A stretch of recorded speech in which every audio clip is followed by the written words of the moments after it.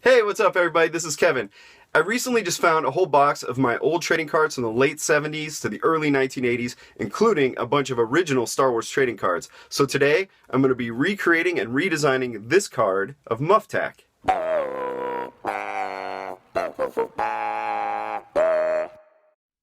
Alright, diving right in. So this started off as a sketch in my sketchbook, and then I scanned it into Photoshop and turned the pencil line to a non-photo blue, and then printed that out onto Bristol board so I could ink it.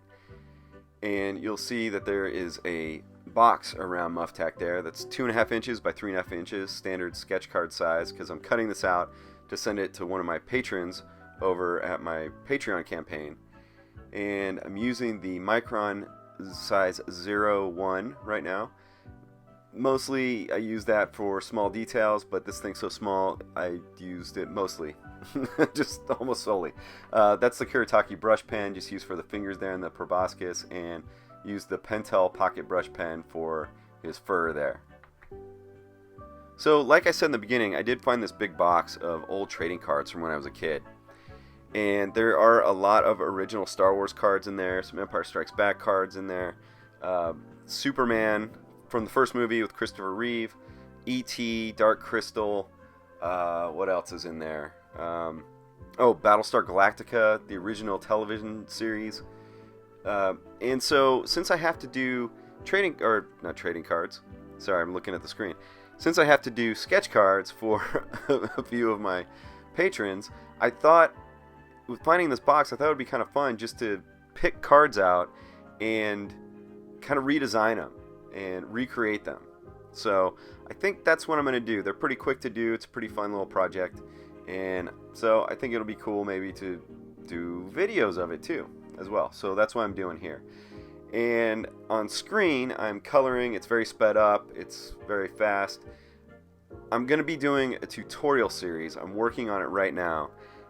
And it's going to be cartooning from the ground up. And the last lesson that I'm doing here is going to be coloring, and I think there are going to be probably multiple parts for the coloring, because there's a lot of steps that I use even in this little piece here.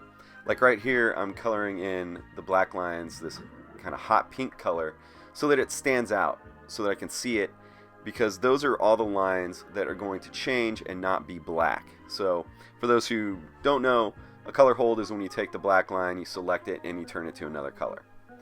And then here, what I'm doing is I've taken this multiply layer, which is essentially like a gel, kind of like on a light or something if you do a multiply layer, and using this blue color, and then I mess around with the kind of the opacity and stuff like that. But that way you get kind of this same overall tone used for the shadow side. So it kind of helps with the lighting. It kind of makes it feel like it's, the whole piece is in the same room. Because if you use a different colors for the different elements in here, for the shadows, it might not work, And then in the background here, you can see I've added some texture. So I'm going to talk about how to do that. And then doing a little fur effect here.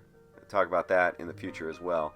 But these videos of me recreating these sketch cards, or these trading cards rather, they're going to be pretty quick, I think. I'm not sure what I'm going to talk about the whole time. They're not going to be really tutorial, but maybe I'll give a little bit of information out. There's me just doing a little atmospheric kind of stuff there just to finish the piece off. And on the left, you can see the original Star Wars card, Muftak. And on the right, there's my version right there, all finished.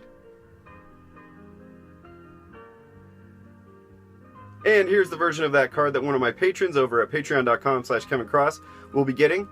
I want to thank you guys all for watching, liking, and subscribing.